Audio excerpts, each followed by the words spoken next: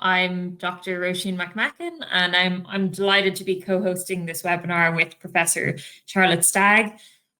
This webinar was really born out of when I was doing my thesis and just generally being curious. I was wondering kind of what really is the consensus about the networks and neurochemistry that underpins these measures of that we collect with paired pulse TMS, especially because in my research, we measure them to infer information about disease. But if we don't really know what they represent in the first place, it's very hard to make any sort of assumptions about pathophysiology based on these measures. So I pestered Professor Stagg with some emails, and I think we had a fantastic conversation where she helped with a lot of my questions. So we thought this would be maybe something a lot more people would be interested in.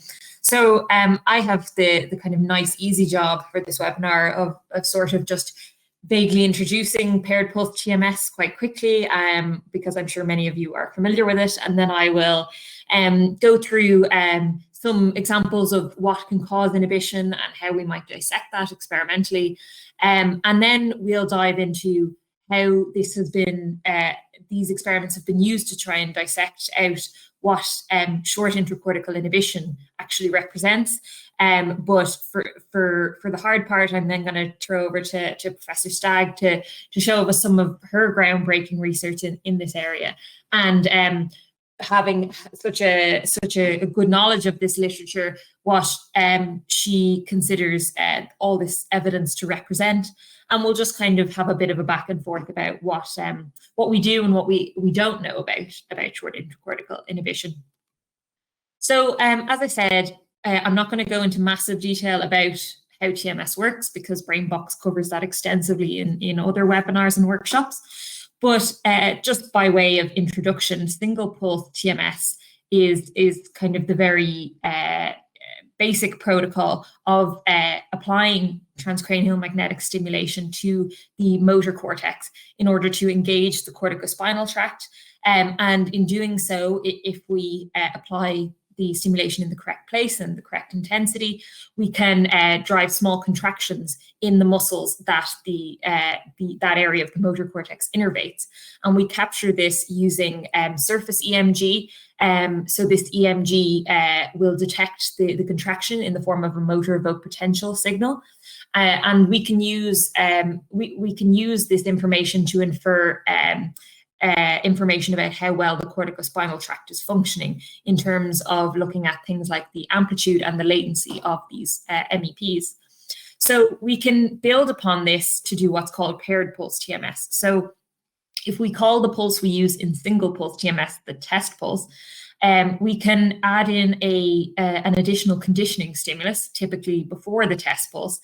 And this conditioning stimulus is added in to engage some other aspect of the motor cortical circuitry, which regulates the upper motor neurons.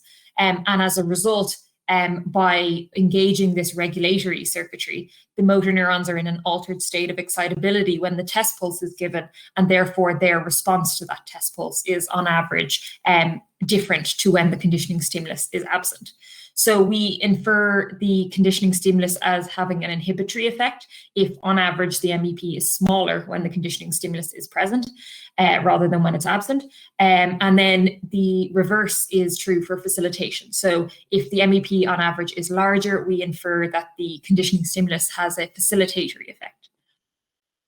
So one of the first, or rather the first demonstration of this sort of phenomenon was in the 90s with Kujirai et al., where they showed short intracortical inhibition as well as intracortical facilitation. So short intracortical inhibition, you can see on the right-hand side here, is this average decrease in the size of the MEP when the test pulse is preceded by a conditioning stimulus from the same coil at about a 1 to 7 millisecond interstimulus interval. And then if that interstimulus interval is widened out to about 10 or 15 milliseconds, the MEP on average is larger, and that is referred to as intracortical facilitation.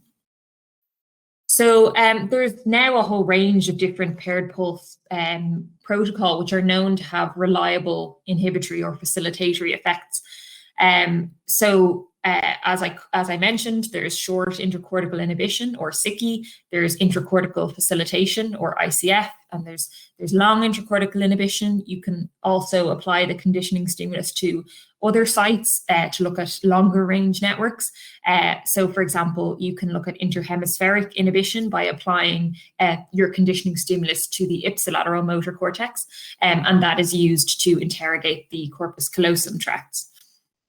However, we're just going to focus on short intracortical inhibition for today, because there is by far and away enough information in trying to delve into this for one webinar. So we thought we'll just focus on that for now. So I think it's important to mention that even though we refer to it under one name, short intracortical inhibition, there's actually two peaks of inhibition within this interstimulus interval range. So you can see that at about a 1 to 1.5 millisecond interstimulus interval, people tend to show a peak in that inhibition. And then there's a bit of a dip in the phenomenon. And then again, at about 3 milliseconds interstimulus interval, people show a second peak in the amount of inhibition they show. And many studies have now shown that these two peaks in inhibition have physiologically distinct characteristics. So they do not seem to represent the same networks or the same neurochemistry. So before I get into what we know or what we don't know about these two different types of short intracortical inhibition, I think it's helpful to just quickly run through some examples of how vast the term inhibition is in terms of covering different networks and neurochemistry, and how much that we could be measuring or not measuring when we measure an inhibitory phenomenon. So I guess the most simple way of thinking about a mechanism of inhibition is, say you have your upper motor neuron, which you engage with your test pulse, and then your conditioning stimulus activates an inhibitory interneuron, which synapses onto the upper motor neuron, so that your inhibitory interneuron dampens the excitability of the upper motor neuron, and it therefore is less responsive to your test pulse. So that's a nice kind of straightforward mechanism. But anyone who has studied the basal ganglia will know inhibition can get a lot more complicated than that. So you can have multiple chains of inhibitory and excitatory cells, and you can have inhibition of inhibition, or you can have multiple fold inhibitions of inhibition. So you don't know that your inhibitory effect is coming from a monosynaptic input to your main excitatory cell. It could be that you're dampening inhibition or dampening inhibition of inhibition. So it can get quite complex.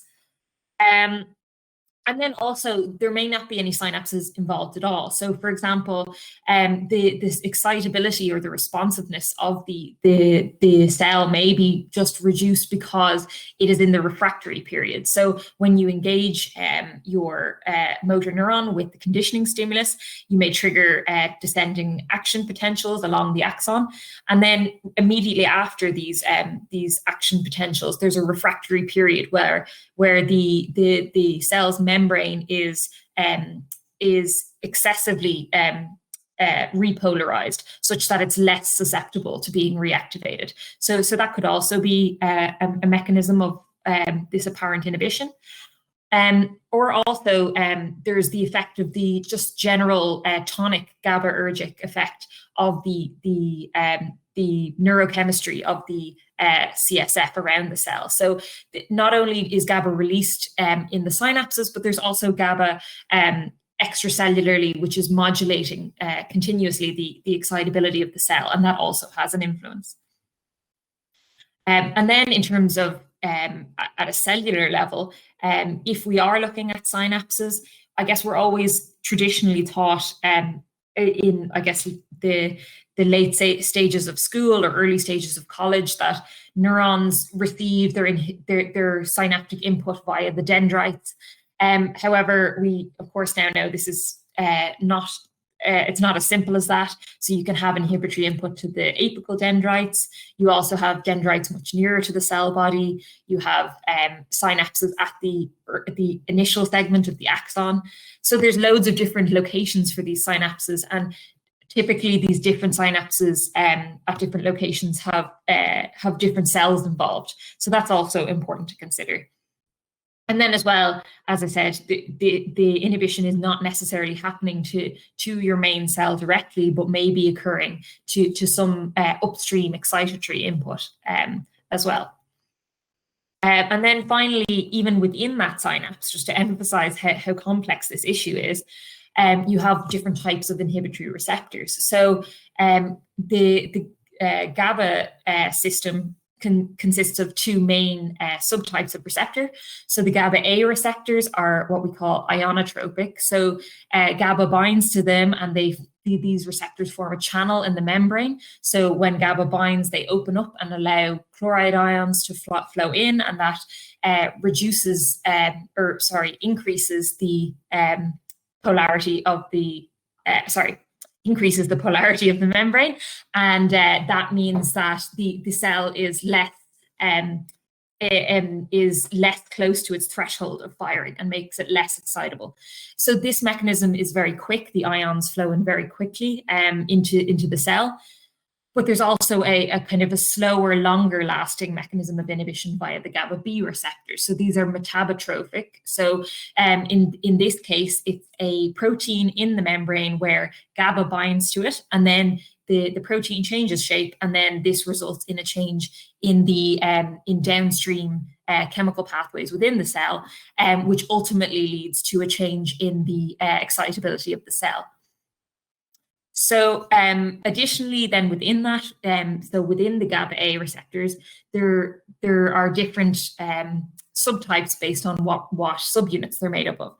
So that GABA A at the synapse tends to be the result of receptors which are due to subunits or made up of subunits which differ from those which are along the dendrites and the axons, which are responsible for tonic inhibition. So the point is that there's lots of different receptors even within different synapses and locations that could be generating inhibition. So in order to dissect all of that complexity, we can do a number of things. So one of the most popular and perhaps most informative is to use pharmacology. So as I was saying, the GABA A receptor is made up of alpha, beta, delta, gamma, and some other receptors. And there's always only five subunits within a receptor. So we can dissect out which subunits the receptor is made out of by looking at the effects of certain drugs, which will only bind to the receptors if they have certain subunits in them. So if we want to know how a TMS protocol is affecting GABA receptors, we can give a person or an animal even these different chemicals or these different drugs and see if that's affecting the effect of the TMS pulse. And that will help us narrow down which types of receptors are being engaged by or being activated when we give the TMS pulse. So we can also just use electrophysiology or functional imaging. So, for example, we can apply TMS and look at the EEG in terms of the cortical activity measures that are affected by TMS. We can also apply multiple TMS protocol together. So we can look at how one paired pulse measure influences another, for example, or we can look at things like magnetic resonance spectroscopy, which Professor Stagg will cover in more detail, to look at how we're affecting different aspects of neurochemistry. And then finally, we can use epidural recording studies. So these are quite technically and ethically complex to perform, but what they enable us to do is look at how the TMS is influencing the specific components of the descending waves that are traveling down the spinal cord. So when the motor neurons send action potentials down the spinal cord, they do so in in a series of waves. So there's the G wave, which is attributed to the directly activated upper motor neurons. So the TMS pulse directly activates the upper motor neurons and action potentials descend. But these are followed by early I waves, which are attributed to when you activate a monosynaptic input to the upper motor neurons. And then there's later I waves, which are less, their origin is less clear, but they are attributed to more complex polysynaptic input. So depending on which I waves or G waves are affected, we can infer some information about how we are engaging the networks and ultimately affecting the upper motor neuron excitability. So how, in terms of how these have been harnessed to understand SICI, first of all, I'll start with the 2.5 to 3 millisecond interstimulus interval, which is that later peak within the SICI window, because it's probably more clear to us, and we probably have a better idea of exactly what is driving this phenomenon.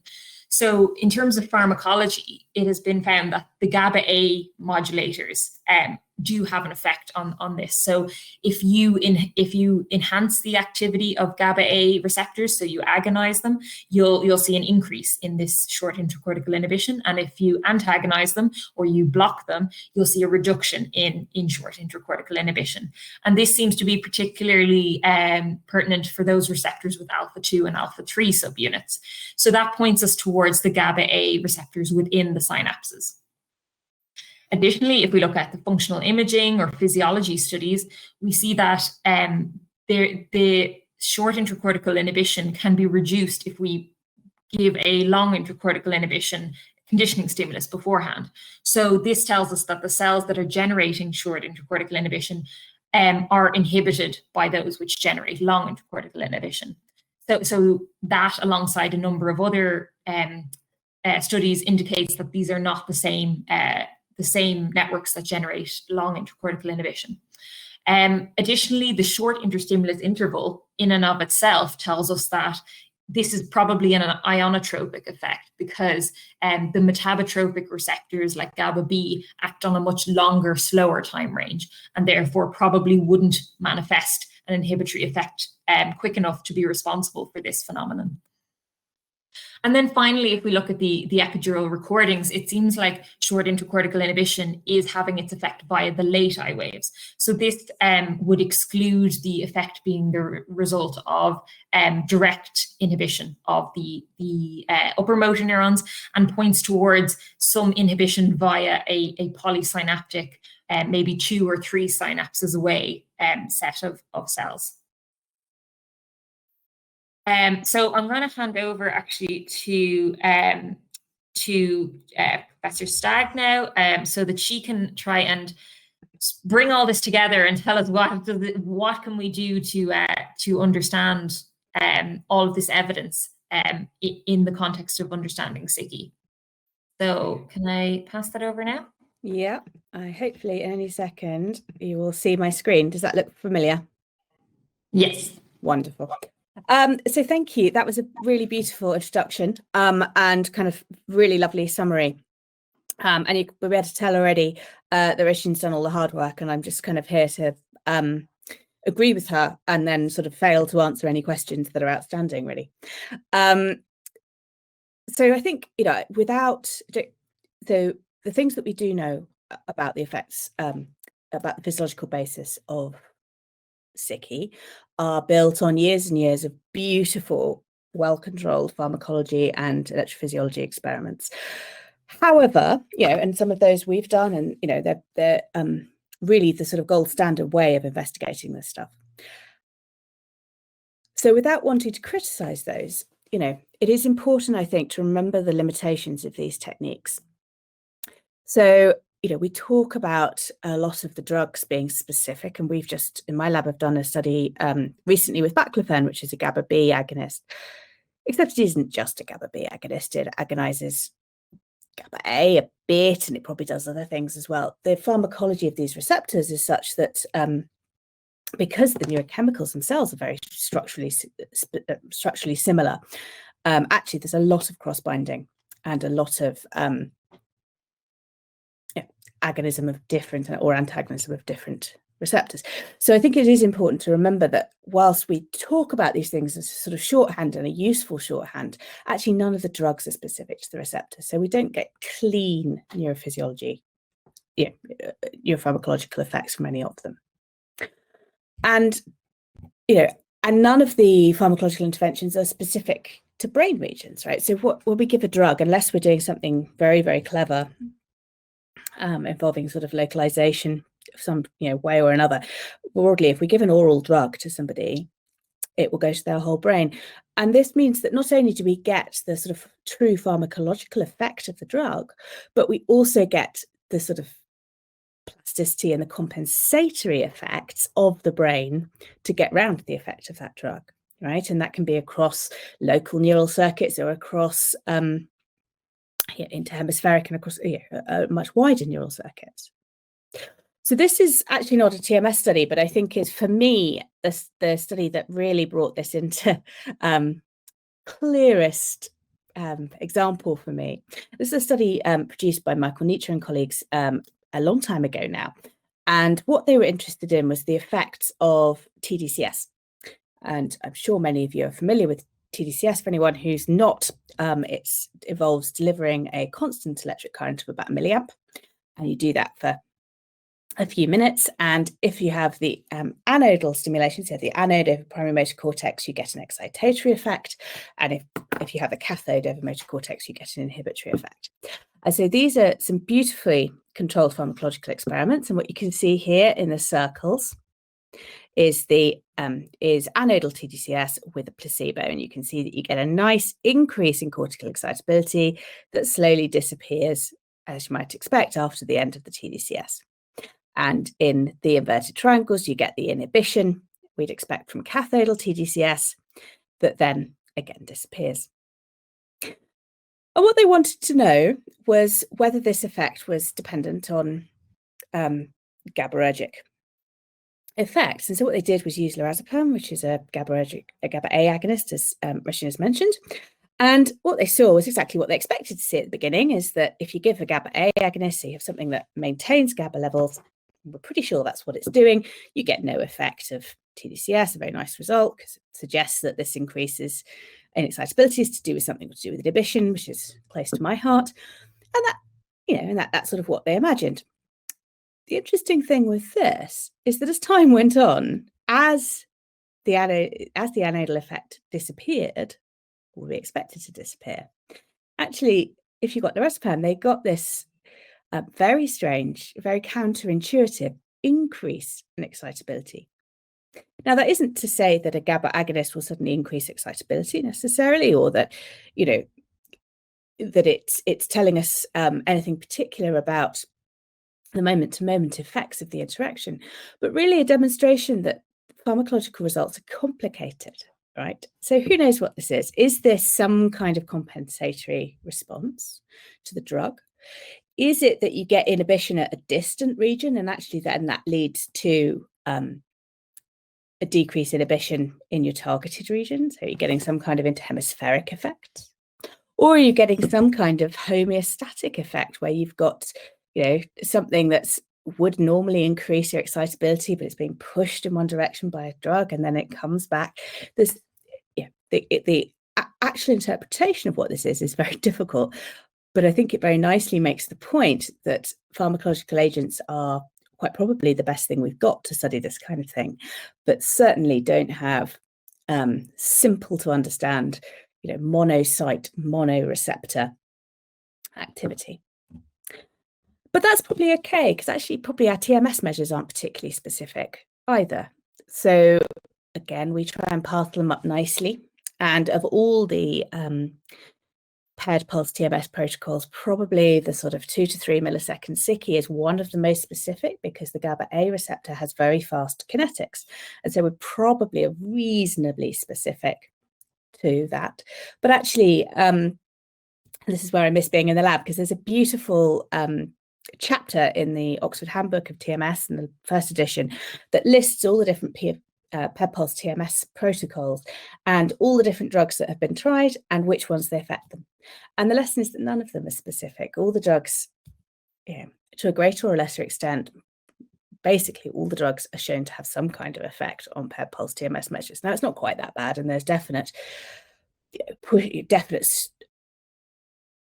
specificity within that, but it is there, and it's none of these things are entirely pure. And I think, it is very easy, certainly for me as a sort of simple-minded physiologist, try to pick this apart to think, oh, well, we've got a sort of GABA A, and that's going to affect all the GABA A receptors in this region of tissue, and therefore any effects we see are going to be due to the local GABA A receptors in that region. And I think it's probably quite important to remember that that we may be misleading ourselves with that kind of interpretation. The other thing that's interesting, I think, is to think about where we're stimulating with the TMS, particularly motor cortex. We know that the cortex has layers, and we know that especially motor cortex, right, is right down, it's not lying nicely on the surface, it's right down in the central sulcus. So there have been a number of modelling studies. I'm not going to go into them in huge detail here, but only to say that there's now an increasing amount of evidence that we don't stimulate all the cortical layers equally, which probably won't come as a surprise to any of you. And actually, that depends quite a lot on exactly where the coil is and exactly which direction stimulation and where the sort of anatomy of the two things. But maybe, we stimulate more of the peripheral layers, and less of the deep layers, which would kind of make sense. And the reason for labelling that is that the interneuronal populations that we might be interested in are not always the same, right? So in the particularly motor cortex, there's somatostatin positive cells that are in sort of layer 1 and layer 2, 3 particularly, and then parvalbumin positive cells, which are sort of the classic fast spiking neurons that are primarily synapse onto the pyramidal output neurons here in red, is sort of layer 5. And what, as Roisin beautifully described, what we're probably seeing with these kind of SICI effects is a sort of a local interneuronal local microcircuit activity, and we're getting the I waves, we're getting interactions around this microcircuit. But you could imagine that actually stimulating at layer 2, 3 up here rather than stimulating down here might not only stimulate different cells, but actually stimulate different types of cell, right? And that might be very important for the effects that it has, and for our understanding of what we're actually stimulating. And this led us to quite a sort of an interesting question in the lab, and we spent a long time talking about it, which is, does this idea that maybe we're stimulating more peripheral layers and less deep layers, maybe the superficial layers, we can demonstrate that. Is there something in a human, without going to mouse models, is there something in a human that might be possibly able to kind of start working out whether this is true, whether we're stimulating one interneuronal pool or another, or different circuits. And one of the interesting things coming out of the animal literature is that probably, and again this is a probably, and again this is probably an M1, and so lots of complications there as well, that the somatostatin positive cells, which are the more superficial ones by and large, are primarily responsible for sort of lower frequency activity, particularly beta in motor cortex and sort of low gamma, whereas the parvalbumin positive cells, which are deeper, particularly synapse in layer 5, are more responsible for, certainly in animal models, of higher frequency gamma activity, things in the sort of 75 hertz-ish range. And so maybe we can start seeing if we can see any relationships then. Can we use something like MEG to look at relationships between endogenous activity and SICI? Maybe that might start to tell us, maybe we can start picking these things apart and finding relationships that might start to tell us which layers we're interested in and what they might be doing. So this is a study done, these are new results actually, they're not out yet, so I'm very happy to go through them again. They're currently in review. And this was a very simple study done in our MEG, simple in terms of the design, very complicated in terms of the analysis, that was led by Katrina Zich when she was in my lab. What we asked the people to do was just move their fingers in response to a visual cue and look at changes in frequency-specific activation.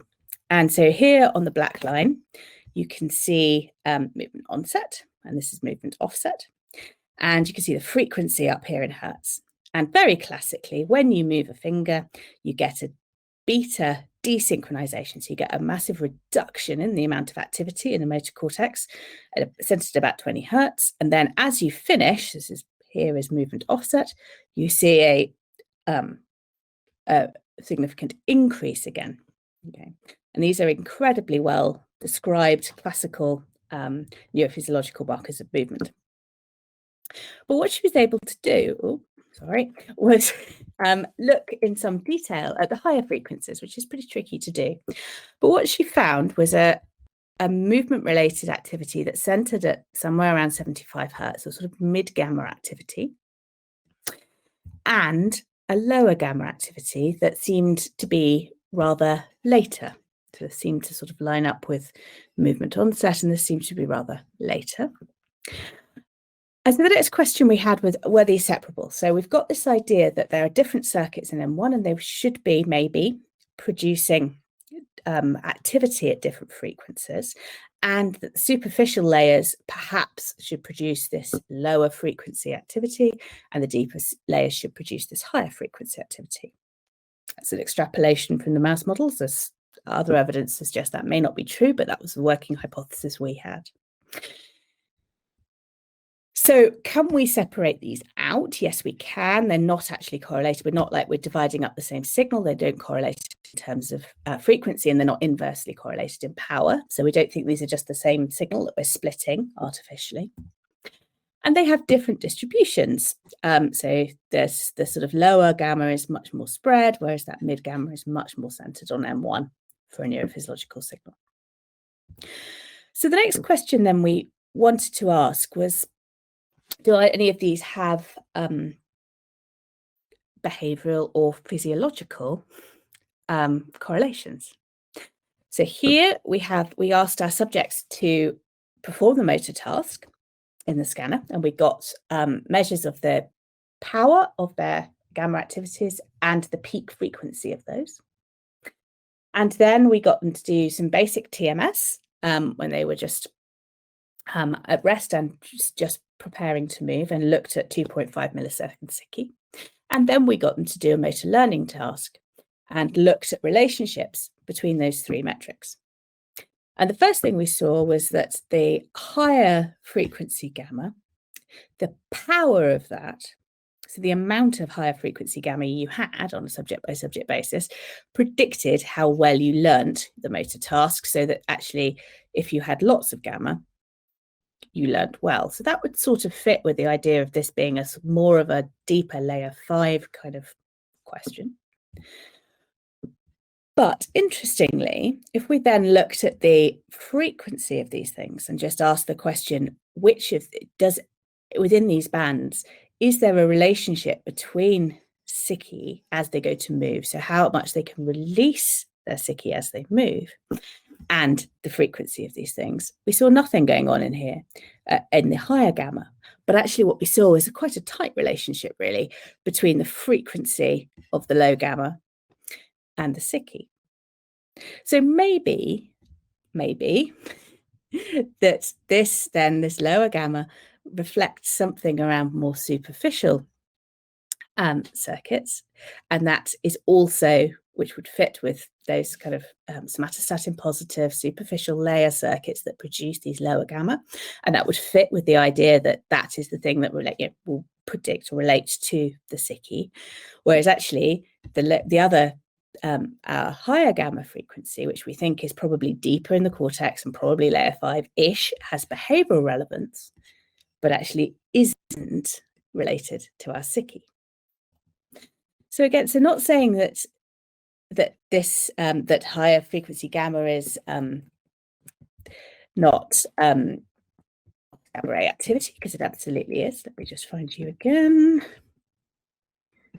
But that actually maybe it doesn't reflect all the GABA A synapses within the cortex. Maybe it isn't just as, not only do we have to worry about what type of GABA A receptors Roisin went through, but maybe we also have to worry about which interneuron it's on and which layer it's on, which is, adds a sort of layer of complexity that I think in my group, when we saw these results, were sort of enough to make us really scared that we were never going to understand anything about SICI again.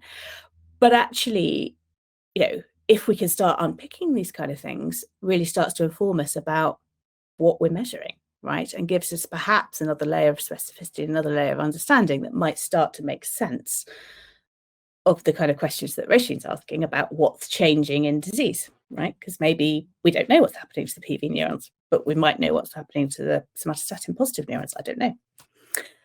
But I think these multimodal studies, in addition to the pharmacology, and in addition, I think triangulating the answers with multimodal approaches is probably the way forward. So, given you had a beautiful introduction to that, and I've just said we don't know, I'm going to hand back to you for the next one.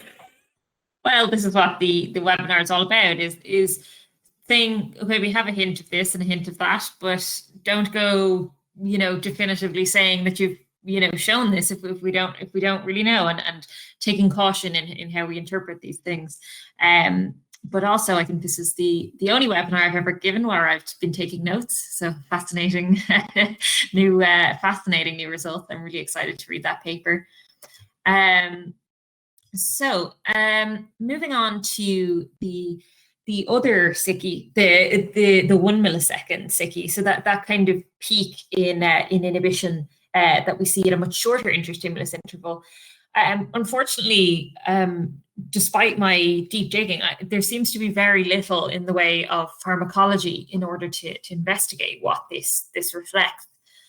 If we look more at the electrophysiology and functional imaging, well, first and foremost, the interstimulus interval is so short that it's likely that this is not a synaptic effect, simply because this interstimulus interval just doesn't really allow enough time for a receptor-driven effect to occur from the conditioning stimulus by the time the test stimulus is given.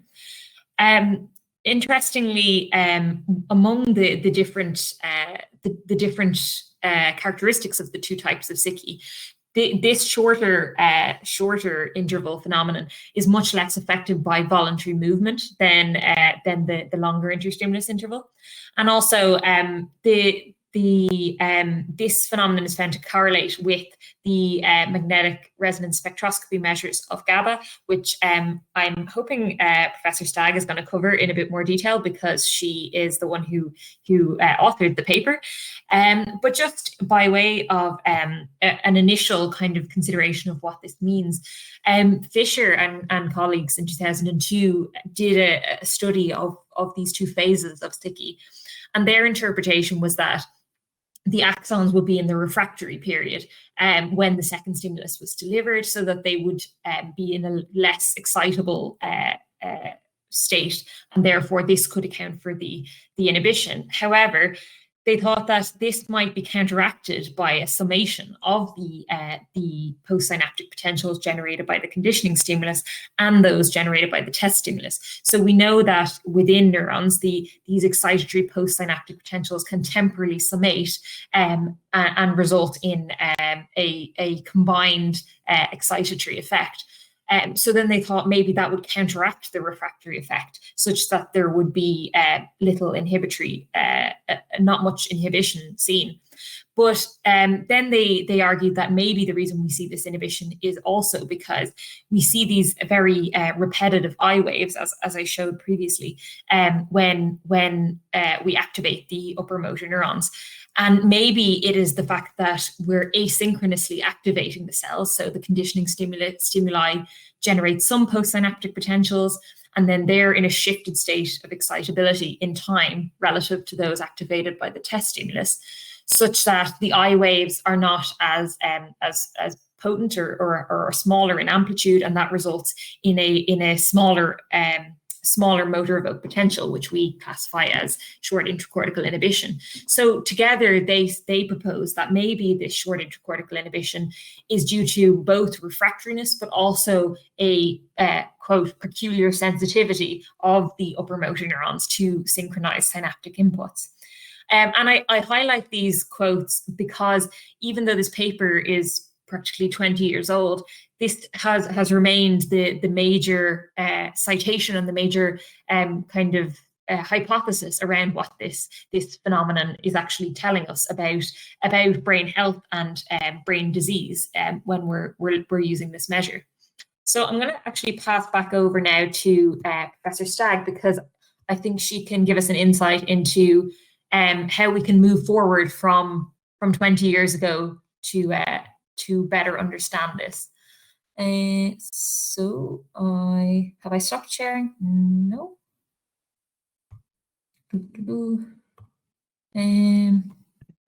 I think, yeah, I think I've started. I think I've taken over seamlessly. Or not. Great, yes. So I'm very happy to take over at that point. I mean, I think the first thing to say is that, you know, this is an understudied area. So if you are on the call thinking, I wonder which direction my career is going to take, can I recommend? This is a fascinating area, and there's very little work done on it, and it's I think it might be very important. So if we've sparked your interest, let us know. So we were very interested in spectroscopy, actually, to start with. This is where this evidence comes from, I guess, but it was sort of the reverse way. So for those of you who don't know, on the left is a spectrum acquired from a human brain. And so what we do is we put people in the scanner, so just in a standard MRI scanner, and you select a region of tissue within their brain. And in our case, that's a sort of 2 centimetre by 2 centimetre by 2 centimetre cube, which is in the primary motor cortex. So you can put it anywhere. And if you have some very clever physicists and you excite that as a function of its frequency and plot its resulted signal, you get something that looks like this. And this is just NMR. For people who've done chemistry, it's just a bit more complicated in people. And what you get is a series of peaks representing different neurochemicals. And the amplitude of the peaks, how peaky they are, is tells you what the concentration of that molecule is within that region of tissue. And the frequency on the x-axis tells you about which neurochemical it is. And this is not a spectroscopy webinar, so I will leave it at that, though I am always very happy to awful lot about this at great length. So what we do is we take the data we get back from this region and we fit it with a basis set that really allows us to do a linear combination of the chemicals we expect to see with some constraints, and gives us the relative concentrations of a number of neurochemicals. And one of those that we've always been quite interested in was GABA. And you can see that it's, you can probably see there are some tiny peaks. It's not a very high concentration neurochemical, as you may know. So it's not particularly visible on NMR spectroscopy, but we can quantify it. And I spent my PhD and quite a lot subsequently looking at GABA changes within motor cortex as a result of brain stimulation, as a result of learning. And we kept seeing changes in this GABA concentration. And we got some really interesting reviews back the first time we submitted this, which said this is all very interesting and quite cool, but what on earth is the relevance of the concentration of GABA to GABA signaling? And as you do with reviews, we wrote back to them and said, oh well, obviously we're right and it's cool. And then the more we thought about it, the more we thought, yeah, that is actually a really fair point. And so we went on and got in touch with John Rothwell, who was at UCL at the time, and said, can we do an experiment where we take a group of people and we do some spectroscopy and we quantify their GABA this way. And then we do a lot of TMS and quantify their GABA signaling with 1 millisecond SICI and 2.5 and some other things as well as controls. And we think that this concentration of GABA reflects a number of things. So we think it reflects cytoplasmic GABA. It's a metabolite. It might be synaptic GABA, but actually that is usually in vesicles, and vesicles make the GABA pretty much invisible to MR. So it's probably not synaptic, but we wonder whether, because extrasynaptic GABAergic tone is a very low concentration, we probably won't be able to see that, but we think it's pretty much co-varies with cytoplasmic GABA. So maybe this measure of what is probably actually cytoplasmic GABA would tell us something about extrasynaptic GABA, or maybe it will tell us about GABA A or GABA B signaling. And so we did the experiment, and this is the input-output curves we got. So you're very familiar with these, and we've got our SICI measures here. And for the purposes of this, we thought about the 2.5 millisecond SICI sort of representing GABA A synaptic activity, and the 1 millisecond we had as a sort of putative idea of extrasynaptic GABA, and Roisin's been through why we thought that. And so we started trying to relate these two metrics, and what we saw was actually absolutely no relationship between GABA A activity and the MRS. And we did it again, and we still saw no results. And that is actually, that null correlation has been replicated a number of times. But what we do see, and we sort of maybe with the eye of faith saw a relationship with GABA B, but it's not really that convincing. But what was very significant was this relationship with between GABA concentration in M1 and the 1 millisecond SICI. So this is, to my knowledge, this has been attempted to be replicated once, and they used very different metrics actually of both things, and they didn't find the replication. So it's a one study. It needs more probing, but it does sort of fit with our original hypothesis that we think the GABA we see is probably most closely related to extrasynaptic activity rather than synaptic activity, and certainly these correlations sort of fit that. So it kind of fits with what we know, but again, we're not entirely sure that we're right. So I was having this conversation with Professor Stagg, and great, it's in the refractory period, but then I had to make life difficult and say, hang on a second, and I will, where are we? So the refractory hypothesis seems to fit quite nicely, but then there's that issue of data that seems to counteract that. So one of the big kind of one of the studies that seems to refute this is the fact that the greater the test stimulus intensity you use, the more short SICI, so the more 1 millisecond SICI you see. So surely if we were, the conditioning stimulus was causing the neurons to be in the refractory period, then it wouldn't matter how much we turned up the test stimulus intensity, or it shouldn't matter. Or alternatively, the cells being in the refractory period wouldn't differ in their response by turning this up. So that seemed to counteract that, and many people cite this as a reason why this is supposedly proof that it's not a refractory effect. And then additionally, I guess the fact that the epidural recordings indicate that the 1 millisecond SICI also affects the late eye waves, which is actually very confusing to me still, because as I mentioned, the evidence is overwhelming that this is not a synaptic effect. So why would the late eye waves be affected rather than something like the early eye waves, or even the D wave?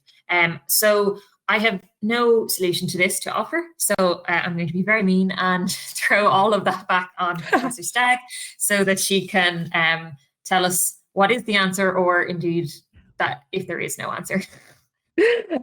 So yes, I'm going to duck the question as well, really. I'd love to know the answer, and it's one of those questions that Roisin has asked me ages ago, and I was like, oh, and the more I've thought about it, the more I think I really don't know. My only answer really is going back to the idea of the things we are measuring are not individual neurons, right? They are individuals, they are circuits, and they have effect, and it is not therefore necessarily easy. And you talked about inhibition and disinhibition and inhibition of inhibitory neurons, and particularly some of the deeper neurons, so particularly some of the PV circuits, really are massively auto-inhibitory. So what I wonder, the only answer I have, and I don't know, and I noticed that Robert Chen was in the audience. If he has an answer to this, please now shout, because I don't know. If anybody else does, this is the point where we run out of information and just kind of hope that somebody can enlighten us. I mean, the thing that strikes me is that what you're doing when you're altering the test stimulus intensity is not only altering the number of neurons that you're stimulating because it's smaller, but also altering potentially the diameter of the neurons. So we know that the narrow diameter neurons are more sensitive, right? So I wonder whether it's to do with the types of the neurons that we're stimulating with those lower intensity test stimuli, and whether we are getting more of the circuits that involve relatively more inhibitory interneurons, because we know those are very small, so they definitely get stimulated. And if we get an increased refractory period of the inhibitory interneurons, then we will get a net excitation of those circuits. Whereas if we stimulate at higher intensities, we're recruiting for our test stimulus far more neurons, and therefore maybe we would see the kind of overall expected effects of the inhibition of the refractory period of the glutamatergic neurons as well. But I don't know. That's as close as I can get. I don't, yeah. Well, maybe it's wrong. Yeah. Maybe it isn't. Maybe it isn't the refractory period, but it's very difficult to work out what else it is. Right. So if you kind of go, because then I thought, okay, does this just mean that we're wrong and that this is not the refractory period? Like, well, what on earth else is it? We know it's a GABAergic thing, and we know that it's not synaptic, and we know that it's different to SICI 2.5. I sort of run out of options about what it might be, right? So I don't. But I think that's really interesting, actually. That was something we haven't discussed before, this idea of the parvalbumin circuitry being auto-inhibitory, because that would make sense. So if your upper motor neurons are just not sending excitatory feedback back up to the inhibitory neurons, and that's not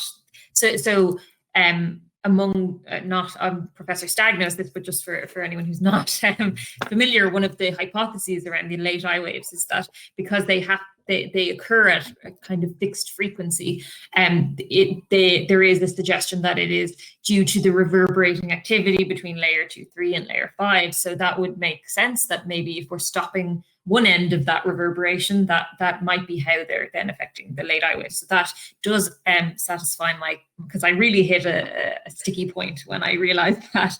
So that's super. That helps a little bit.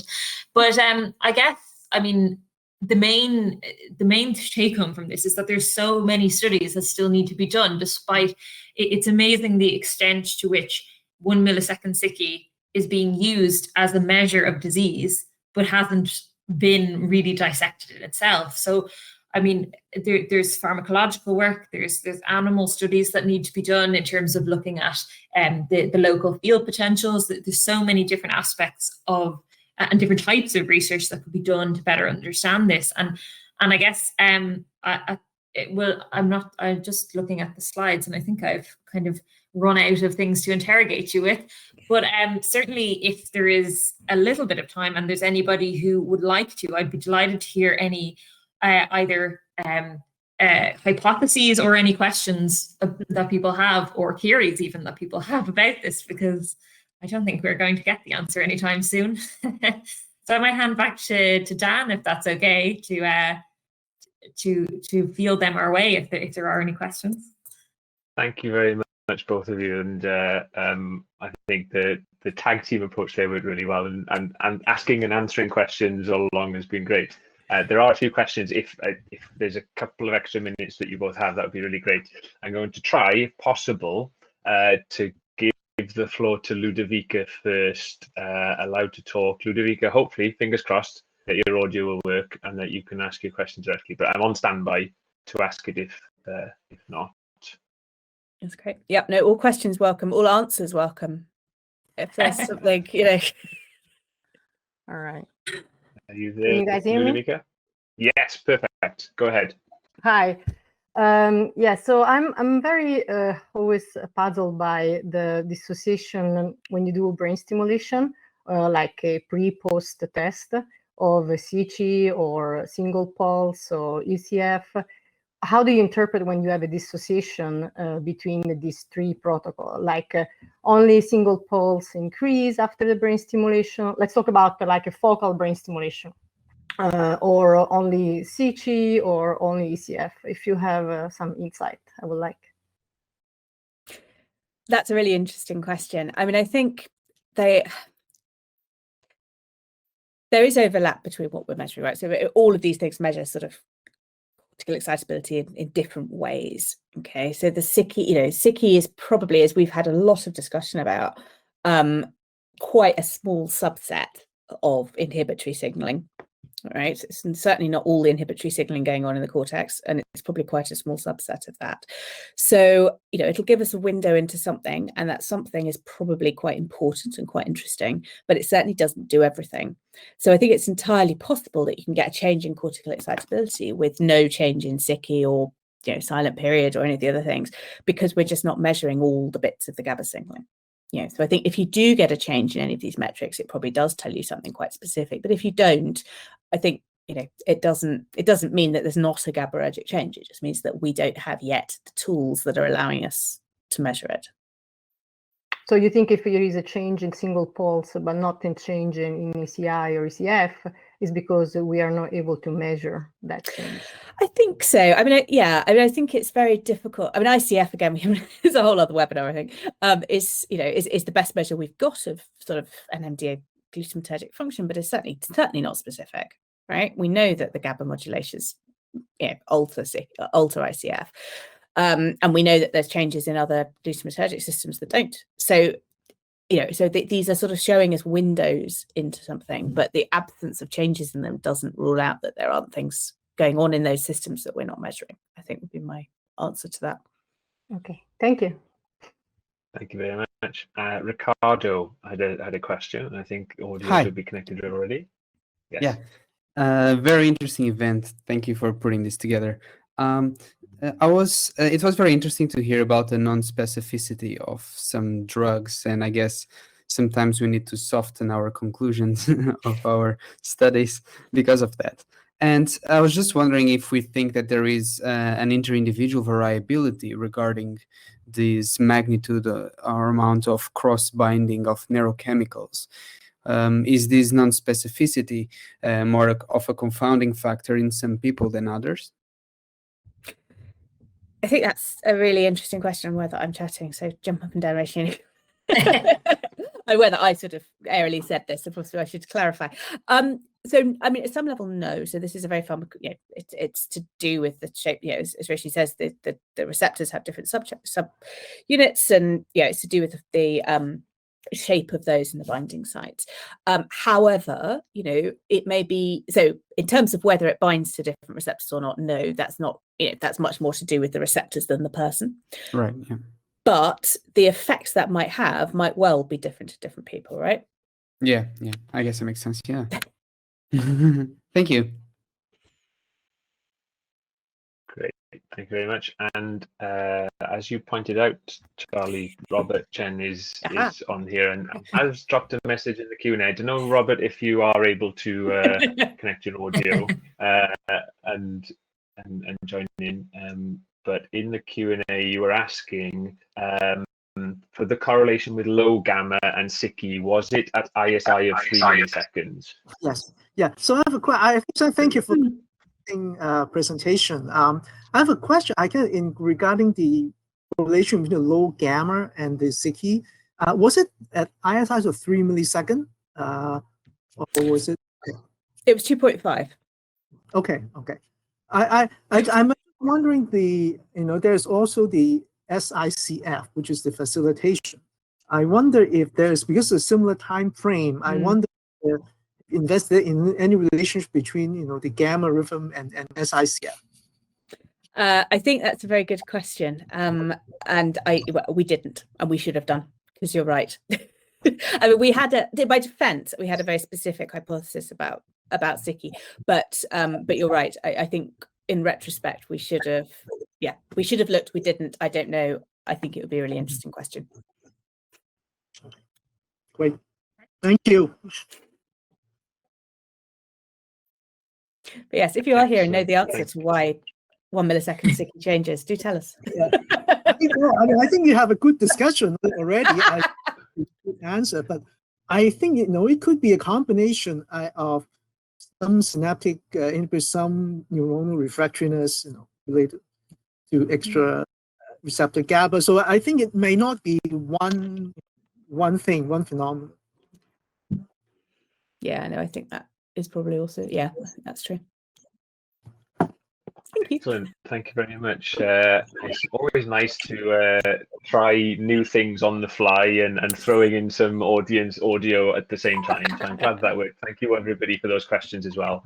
I know we've run over a few minutes as well, so I do have a few things to wrap up from the Brainbox Initiative point of view, but I know, Charlie, Roisin, you've probably got other things, so please feel free to jump off if you need to.